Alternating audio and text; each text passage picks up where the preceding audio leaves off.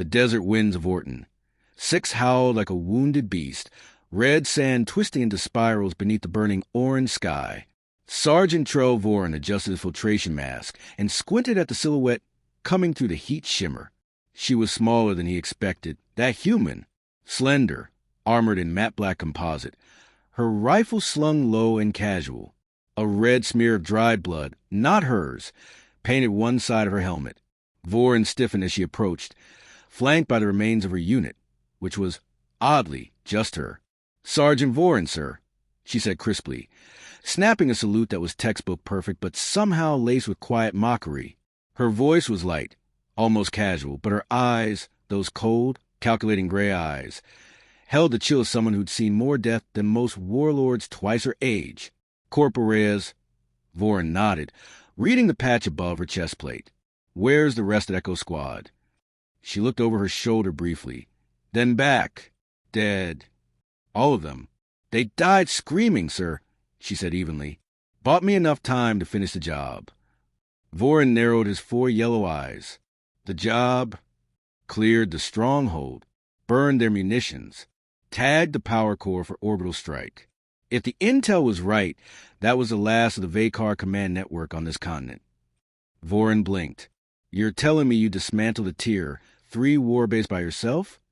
She tilted her head, considering. "I had Echo, until I didn't."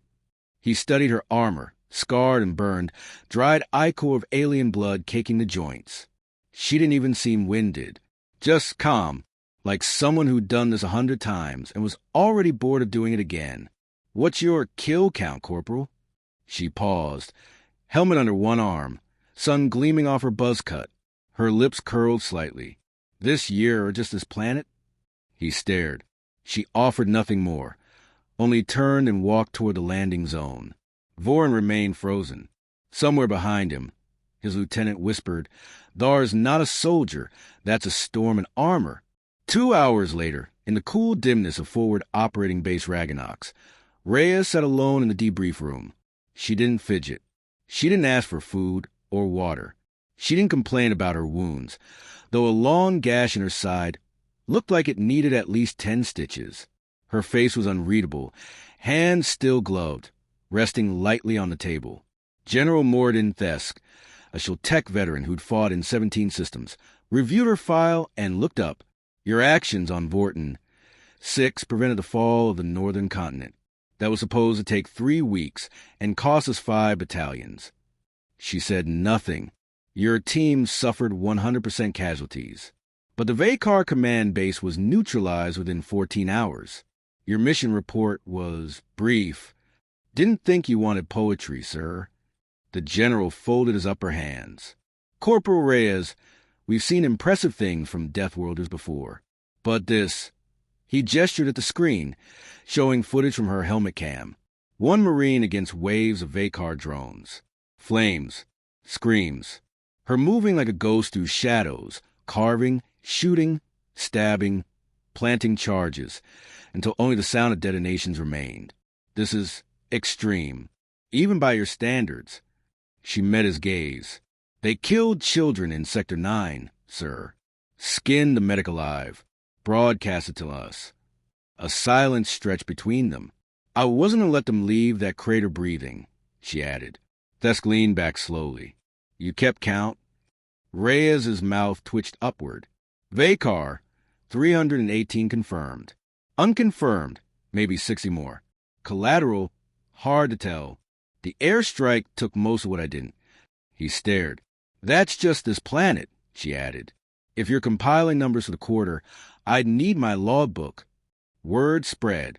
Marines are known for their bravado, the humans doubly so. But even among the elite, Reyes became something else. A whispered name.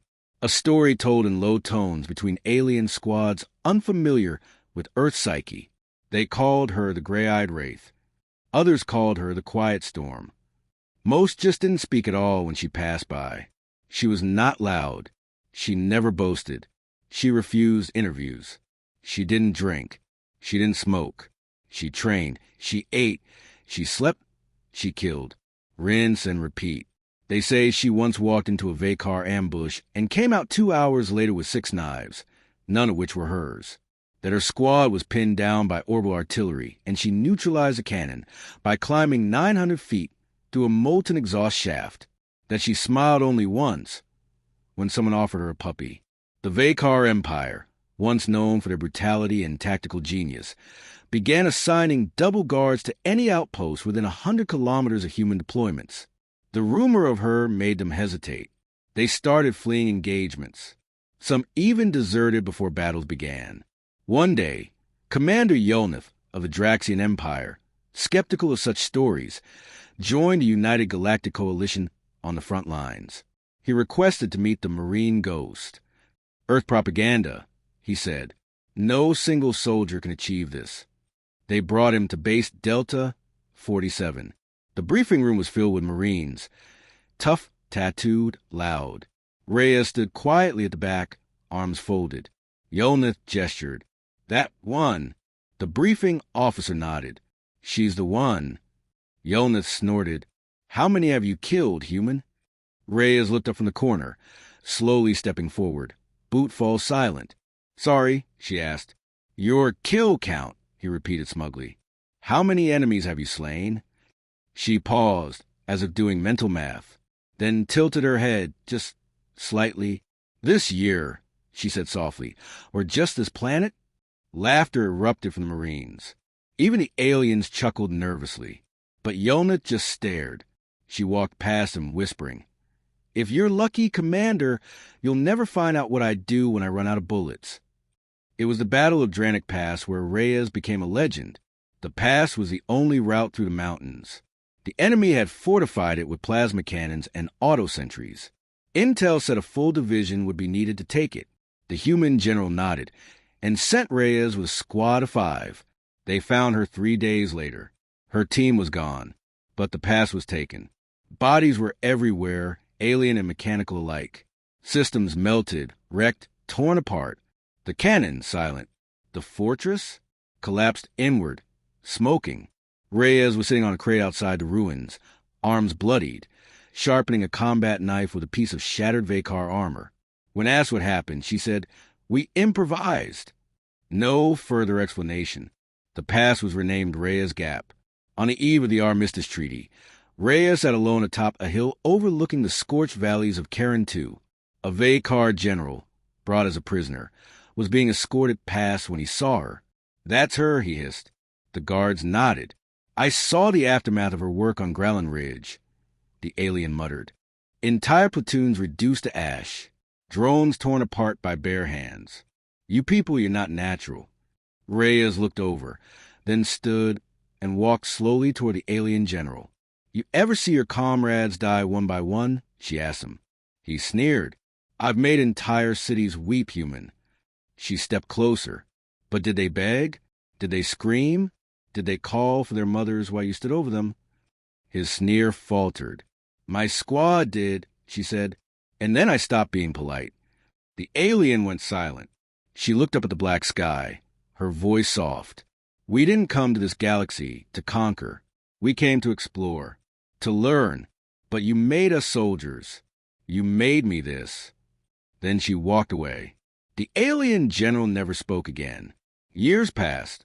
Peace held. Some say Reyes retired, disappeared into the wilderness of Earth.